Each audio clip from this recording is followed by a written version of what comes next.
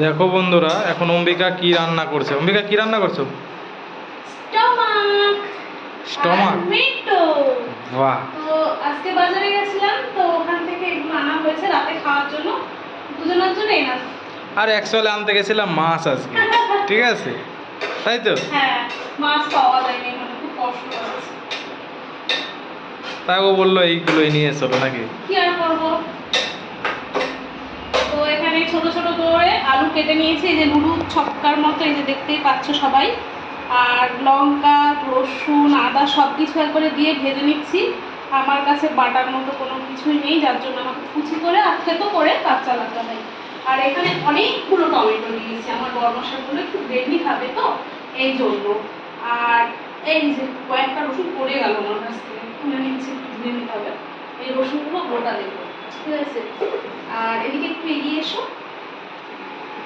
আর এর মধ্যে মশলা আছে, লঙ্কার গুঁড়ো, হলুদ আর জিরে গুঁড়ো আর ধনে গুঁড়ো, ব্যাস। আর লাস্টে দেবো ধনে পাতা। আস্তে আস্তে কি দেবো না দেবো সবটাই দেখাবো। কোথায় পড়লি রে বাবা, রসুনটা কোথায় গেছে। এখন দিয়ে দিচ্ছি টমেটো আর রসুন। এবার একটু বাড়িয়ে দেবো স্পিডটা।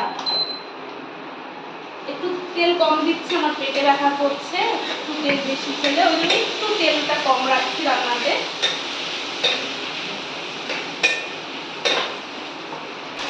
এর মধ্যে এখন অ্যাড করে দেবো ওই স্টমাক আর টমেটো, আর একটু কষিয়ে নিতে হবে না, বলো? তুমি জানো, আমি ভালো জানি না কি। না, রান্না যতই জানি তবু কাউকে না কাউকে জিজ্ঞাসা করতে হয় বাবু।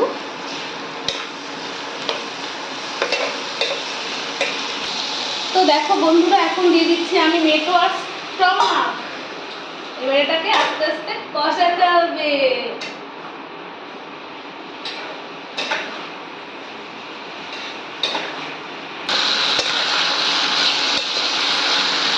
এখন নেড়ে চেড়ে ভালোভাবে কষিয়ে নিতে হবে।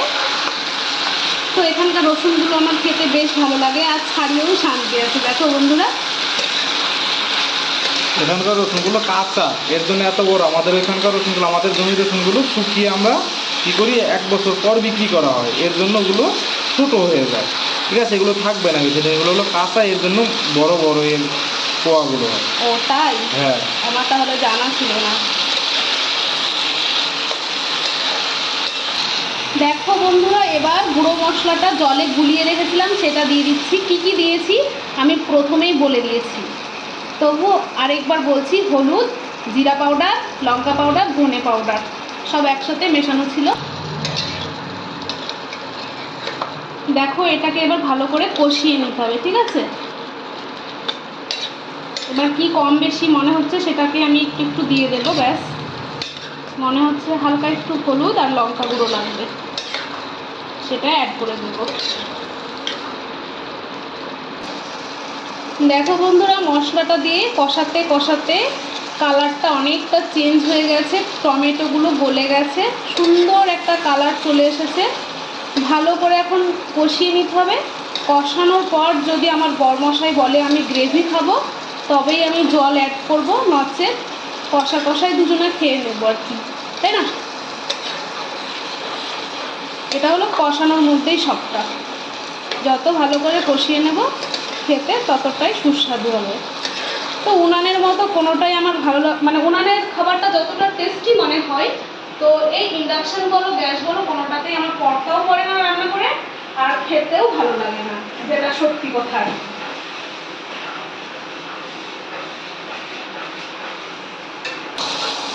দেখো বন্ধুরা, এখন আমার এইগুলো কষানো হয়ে গেছে।